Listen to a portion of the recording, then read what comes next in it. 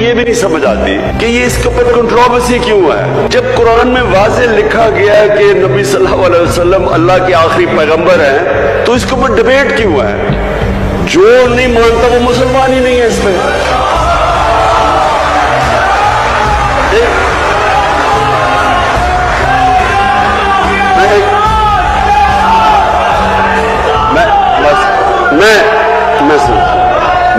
कि जब चंद लोगों ने फतवेबाजी का माहौल गर्म किया तो मैंने खान साहब से जब पूछा तो उन्होंने कहा कि यार, जब मैं ला इलाहा इल्लल्लाह का मफहूम कौम को समझाता हूं तो मैं दर हकीकत सुन्नत नबी और सीरत नबी सल्लल्लाहु अलैहि वसल्लम पर अमल कर रहा होता हूं। तो ये वो 1 पॉइंट चीज है जो इस बात को क्लैरिफाई करती है कि ये बंदा किस पाए का आशिक रसूल है। खान साहब, आपने इस्लामोफोबिया के हवाला से गुफ्तगू की,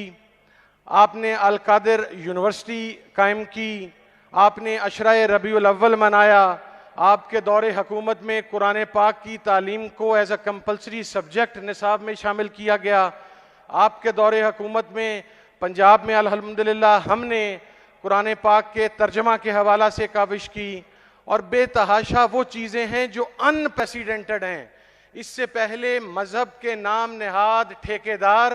और मजहब के नाम पर अपनी दुकानदारी चमकाने वालों ने आज तक पाकिस्तान में इस्लाम की शनाख्त के लिए इनमें से कोई एक कदम भी नहीं उठाया।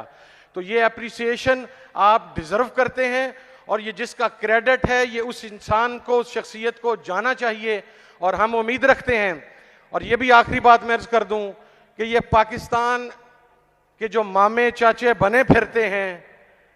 दे have nothing to do with Pakistan. आप अगर शरई निज़ाम को, खान साहब, आप जब रियासत मदीना की बात करते हैं तो ये जिन करप्ट हुक्मरानों के खिलाफ, इंतहा पसंदों और दहशत गर्दों के खिलाफ आप जदोजहद कर रहे हैं, तो इनके केसेस अदालतों में जाने के बाद इनको फांसी के फंदों पर लटकना चाहिए कि ये कौम के गरीबों का पैसा चूस कर उसके बाद जमानतें लेकर अपनी जायदादें लेकर इस मुल्क से बाहर चले जाते।